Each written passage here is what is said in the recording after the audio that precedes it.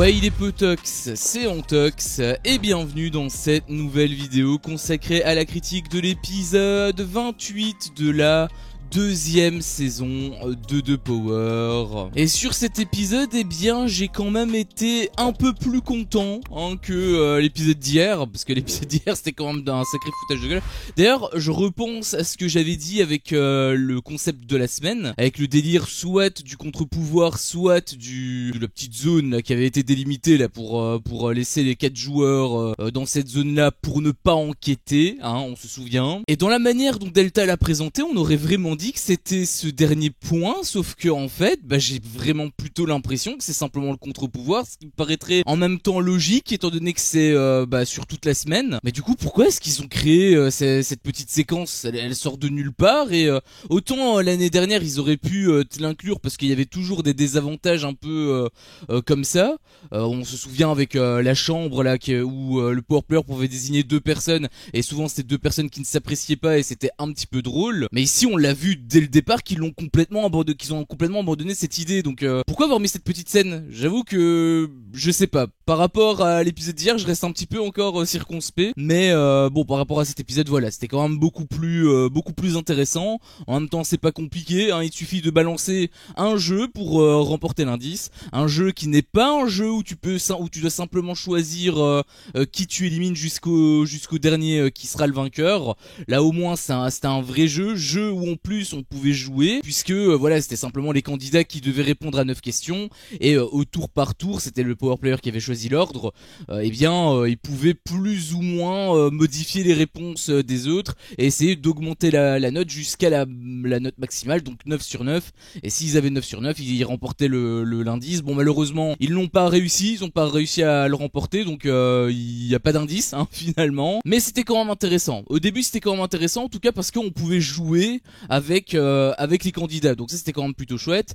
Après, j'ai trouvé quand même que le jeu était vachement long. En gros, le jeu a été étiré sur quasiment l'intégralité de l'épisode. Si c'est un jeu un peu dynamique ou autre, je dis pas, mais là le problème c'est que tu peux jouer au début parce que voilà, tu découvres les questions, tu y réponds, mais le truc c'est que t'as pas les réponses avant la fin en fait. Et entre le moment où t'as donné tes réponses et la fin, il y a tous les candidats qui doivent passer, et il y en a certains qui sont divertissants, qui sont un petit peu drôles, mais j'ai trouvé que sur la fin, en tout cas plus sur le milieu même, je dirais, parce que sur la fin il y avait quand même un petit intérêt, mais sur le milieu, genre c'était vraiment barbant limite, je trouvais.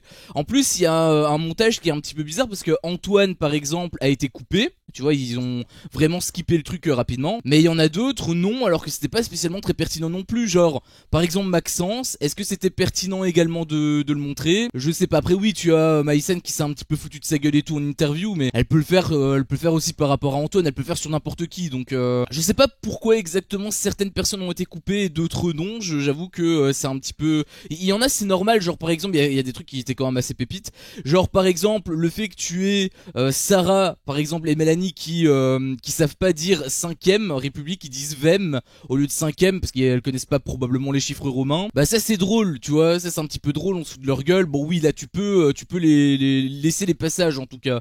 Pareil par rapport à Maïsen elle-même, elle qui est une grande, qui est la plus intelligente de toutes, n'est-ce pas, nous a encore fait part de sa culture G, puisque elle avait eu que 5 sur 9, alors que la personne d'avant, donc c'était Manon, avait eu 4 sur 9, donc en gros elle a donné qu'une seule bonne réponse. Pour le gros cerveau des 147 de Maïsen, c'est un petit peu mais bon, on sait que c'est totalement du bullshit depuis déjà un sacré moment. Mais ça par exemple c'est drôle, tu vois, ça par exemple, des trucs comme ça peut être intéressant à montrer. Mais est-ce que Maxence l'était réellement? Alors oui, la petite punchline de Maïsen était drôle, mais toutes ces punchlines en même temps le sont, donc est-ce que c'était vraiment pertinent de montrer Maxence? Et je te dis Maxence, mais il y en avait sans doute d'autres. Par exemple Cindy, je suis pas certain qu'elle était aussi ultra importante, tu vois. Je pense qu'il y avait beaucoup de moments qui pouvaient couper, mais non, ils voulaient vraiment montrer un maximum d'images. Si c'est intéressant, je dis pas, mais là en l'occurrence elle était pas. En tout cas sur le ventre mou, je trouvais que c'était un petit peu de trop.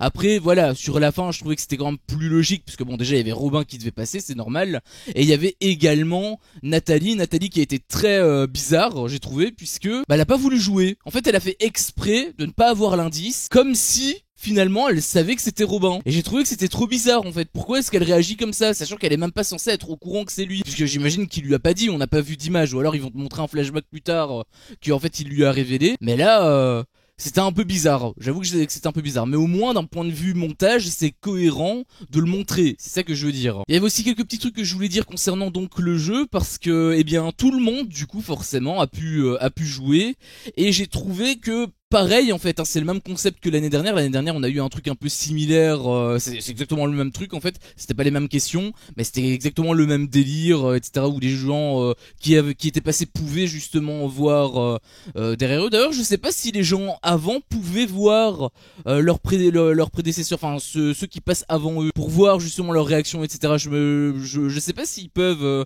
voir, j'imagine que non du coup, parce que ça a pas été montré, donc j'imagine que c'est juste les personnes d'après, mais ça aurait été intéressant que tout le monde puisse voir la réaction de tout le monde. Enfin, je parle d'un point de vue enquête, bien évidemment. Même si la partie enquête, vraiment, elle m'a pas spécialement plu, parce qu'en gros, ça partait dans tous les sens. Il y avait des suspicions de tout le monde, mais parfois pour rien, tu vois. Donc, j'ai trouvé que c'était vraiment pas forcément terrible, mais en tout cas, voilà, tout le monde a pu jouer. J'ai trouvé que quelque part, pareil, Robin, il s'est un petit peu fait baiser, puisque bah, c'est pas comme ça qu'une semaine classique se déroulait. Donc, sur ce coup, bah forcément.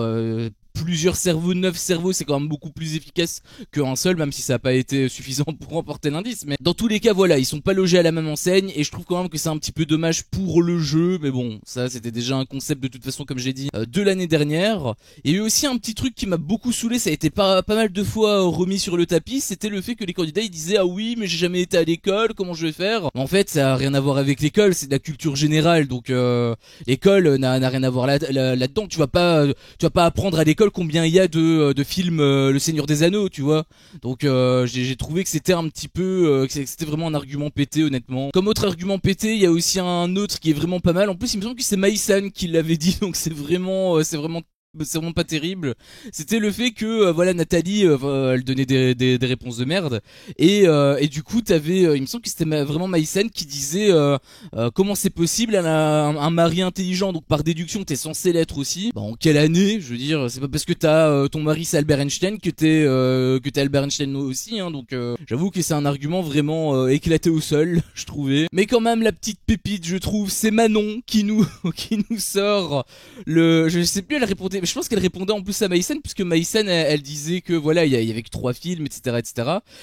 Et t'as Manon qui balance, mais c'est pas ça, c'est le Seigneur des Anneaux, c'est pas un film, c'est une série. Et ça m'a fait, mon cœur de fan du Seigneur des Anneaux en a pris un petit coup, mais en même temps j'ai bien ri. Voilà, en même temps ça m'a fait rire. Alors oui, il y a une série avec les Anneaux de pouvoir, mais le Seigneur des Anneaux, le titre Le Seigneur des Anneaux, c'est une saga, une trilogie, donc de 3 films, hein. D'ailleurs je me suis demandé s'il comptait le Hobbit aussi dedans, parce qu'en fonction de comment est-ce qu'il compte, comment est-ce qu'il considère la réponse, ça peut être 3 ou ça peut être 6. Donc parce que le Hobbit fait partie de la saga Le Seigneur des Anneaux. Alors c'est pas le titre Le Seigneur des Anneaux, mais ça fait partie de la saga, tu vois. Donc j'avoue que bah bon, si on prend l'intitulé exact, normalement ça doit fonctionner, et finalement c'était la bonne réponse d'ailleurs. Donc voilà. Et aussi petit truc, hein, si jamais il y en a qui doutent par rapport aux interviews, parce qu'à chaque fois je dis que ça se fait après, etc., parce que quand on te le montre, en fait,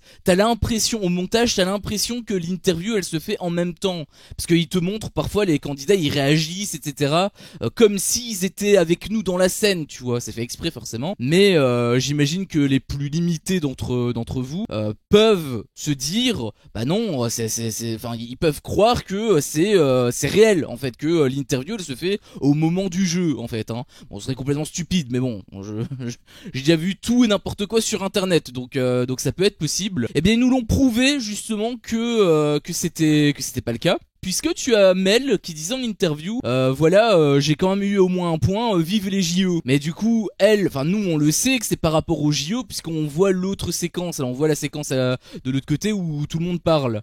Et donc on sait que c'était les JO la bonne réponse. Par contre, le fait que Mel elle le sache à ce moment-là, bah c'est pas logique. Donc c'est très bizarre, je trouve, de leur façon de faire, parce que d'un côté ils te mettent des interviews où ils te font croire que ça se fait en parallèle, un peu comme avec Jess et Vivian quand ils devaient choisir choisir là avec leur contre-pouvoir, où voilà ils étaient en train de réfléchir, etc., alors que l'interview elle a été faite bien après. Et là maintenant, bah ils te balancent directement l'info que c'est pas en parallèle. Et même je parle des autres semaines, hein, toutes les interviews sont à peu près pareilles, hein, à chaque fois ils te font croire comme si c'était en direct alors que absolument pas. Donc j'ai trouvé que c'était une drôle de façon de faire en fait, tout simplement. Et donc bilan, bah le jeu était quand même sympa, en tout cas au début, mais encore une fois j'ai trouvé vachement long. Il y a eu pas mal de points qui étaient drôles, il y a pas mal de trucs qui m'ont fait rire. C'est surtout au début en fait que ça m'a fait rire. À la fin c'était un petit peu plus sérieux, ça m'avait plutôt fait froncer les sourcils. Je me sais pourquoi Natal fait ça, tu vois par exemple. Mais le milieu par contre il était vraiment un petit peu trop long. Donc bon après je préfère un truc comme ça que l'épisode qu'on a eu hier. Ça y a pas photo, je préfère 100 fois ça. Mais c'est pas non plus voilà, c'était pas non plus la grande folie. C'est mieux, mais c'est pas non plus exceptionnel quoi. Donc après c'est pas tout, on a eu quand même une petite partie par rapport donc au fameux contre-pouvoir. Il y a eu pas mal de discussions. D'ailleurs justement je capte pas pourquoi tout le monde a envie de jouer. Alors aussi je peux comprendre que tout le monde a envie de jouer, mais si tu veux réellement gagner, bah il te suffit de ne pas jouer en fait. On l'avait déjà vu l'année dernière avec Nicolas Lozina qui n'a jamais joué sauf en demi-finale et en finale parce qu'il était obligé et il a gagné grâce à ça. Donc il a jamais été mis en danger une seule seconde avant. Donc c'est bien la preuve que pour gagner il ne faut pas se mouiller justement. Et là pour le coup bah, c'est un petit peu pareil puisque tu as le délire avec le contre-pouvoir. Robin d'ailleurs a eu un excellent argument, j'ai pas envie d'être encore cible. Bah oui, parce que tu peux être power player, oui, mais c'est à dire que tu peux aussi être cible et que tu sois power player ou que tu sois cible. Alors quand t'es power player t'as un petit peu le pouvoir mais t'es quand même en danger. Alors que si t'es ni le power player et que tu n'es ni cible, bah simplement t'es safe pour une semaine de plus en fait. Donc je capte pas pourquoi les autres, s'ils veulent vraiment gagner, bah ils doivent juste pas jouer en fait. Après s'ils jouent pas, le concept de cette semaine tombe à l'eau par rapport au contre-pouvoir. Donc bien évidemment que ça va être pas ouf. Tu vois, la prod va forcément pousser à ce qu'il y ait certains joueurs qui jouent. Mais je trouve quand même que c'est un petit peu que c'est pas optimal. Si tu veux gagner, c'est clairement pas optimal. Justement, en plus, Giovanni l'avait dit lui-même en interview. Lui, il avait dit que il va essayer de pousser les autres à partir justement dans la salle là pour avoir le contre-pouvoir. Comme ça, eh bien, soit c'est eux les power players et du coup, bah, il sera au courant, donc il sera pas choisi en tant que cible. Soit ça sera eux simplement les cibles et du coup, bah, ça lui enlève un shot de devenir cible. Donc j'ai trouvé que cette stratégie était plutôt maligne. Après, c'était bizarrement effectué, je sais pas si c'était une interview encore une fois fait exprès pour nous embrouiller parce que, eh bien en gros le contre-pouvoir à la fin de l'épisode a été activé. Alors on ne connaît pas l'identité, bien évidemment c'est un gros cliffhanger. D'ailleurs ça a été un petit peu mieux annoncé parce que là cette fois-ci Delta n'a pas dit telle personne a activé le contre-pouvoir et elle a pas tout spoilé, elle a juste annoncé la suite en disant que voilà une personne a été dans la salle, ou en tout cas elle l'a suggéré, mais par contre qui est-ce? Je vous laisse justement faire votre enquête. Bah ça c'est déjà beaucoup plus intéressant un truc comme ça qu'un truc où Jessie va pleurer parce qu'elle a trahi, enfin où elle te balance tout en fait, ou le pareil avec le séquence là de cirque là où tout le monde faisait leur scénette. Donc c'était quand même beaucoup mieux écrit. Est-ce que d'ailleurs c'est une vraie semaine? Ça c'est la question que je me pose parce que quand c'est mal écrit en règle générale, enfin après je dis ça mais en début de saison c'était pas forcément si mal écrit que ça. Mais je sais pas. Voilà, je dois t'avouer que je sais pas trop. Peut-être que c'est un indice pour savoir si les semaines sont pas forcément réelles à 100%, mais dans tous les cas voilà, c'est ça un petit peu laissé là-dessus. Et du coup qui a activé le contre-pouvoir, ça c'est la grande question que Delta nous a posée, c'est la conclusion également de cet épisode et c'est également la question que je vous pose. Qui vous pensez qui a activé le contre-pouvoir justement? Moi j'ai ma petite théorie, mais franchement elle est un peu bizarre par rapport à ce qu'on a vu, mais bon en même temps on a déjà vu plein de fois qui se contredisait. C'est Giovanni en fait qui sur le plan où Delta a dit à votre avis qui a été, je vous laisse enquêter. En fait sur le plan où elle a dit ça, eh bien on voyait Giovanni qui venait s'asseoir et je me suis dit est-ce que ça s'est fait il y a plusieurs heures et que du coup c'est juste le hasard, ou est-ce que bah ça s'est fait en fait à l'instant et que en réalité c'est déjà un indice en soi. Quelque part j'espère pas parce que ce serait quand même vachement con, mais en même temps je me remémore avec l'interview de Giovanni et le fait qu'il ait dit complètement l'inverse, et je me dis c'est clairement un truc que Studio 89 fait tout le temps en fait, donner tout et son contraire pour tenter de t'embrouiller, mais en réalité ils sont en règle générale en lien pour essayer de te créer la surprise. Mais à un moment donné la surprise ne fonctionne plus, et justement à moins qu'ils cassent encore une fois le schéma un petit peu comme ils avaient fait avec la semaine dernière. S'ils cassent le schéma, j'ai envie de te dire pourquoi pas. Et du coup là, à première vue, moi, j'aurais tendance à penser que c'est Giovanni. Par rapport au plan que je t'ai dit, par rapport à l'interview qu'il avait fait, j'aurais tendance à penser que c'est Giovanni. Aussi, une autre question qu'on peut se poser, c'est est-ce que la réponse qu'il a donnée est vraie ou fausse? Si c'est Giovanni, mais peu importe qui c'est, quelle est la réponse qu'il a donnée ou elle a donnée? Ça c'est une bonne question, parce que Robin, il faut le trouver. Est-ce que réellement il est suspecté ou non? Parce que tout le monde te disait que non en interview, mais bon, on sait encore une fois qu'ils disent tout et son contraire. Donc, finalement, je sais pas. Là, pour le coup, faudra attendre demain. Là, j'ai vraiment aucun élément de réponse. Le seul élément de réponse que j'ai, c'est par rapport à Giovanni pour les raisons que j'ai évoquées. Est-ce que vous êtes d'accord avec moi ou non? N'hésitez pas à me le faire savoir dans l'espace commentaire. N'hésitez pas aussi à me dire pourquoi, bien évidemment. Quels seraient justement plutôt vos arguments? Qui pensez-vous qui a activé le contre-pouvoir? Est-ce que vous êtes d'accord également avec moi sur tous les points que j'ai dit dans l'épisode? Qu'avez-vous pensé globalement de l'épisode? N'hésitez pas à partager votre avis dans l'espace commentaire. Si jamais cette vidéo vous a plu, je vous invite également tout simplement à la liker et à la partager. À chaque fois que je vois ça, moi je vois que mon contenu plaît, donc forcément ça me motive à continuer, et en plus vous soutenez la chaîne, donc forcément ça fait toujours extrêmement plaisir. Et si jamais mon contenu vous plaît et que vous n'êtes toujours pas abonné, eh bien je vous invite tout simplement à appuyer sur ce gros bouton rouge, et pourquoi pas à activer la cloche pour ne louper aucune de mes autres vidéos. Merci à vous tous pour votre visionnage, et je vous dis à la prochaine pour une prochaine vidéo. Ciao.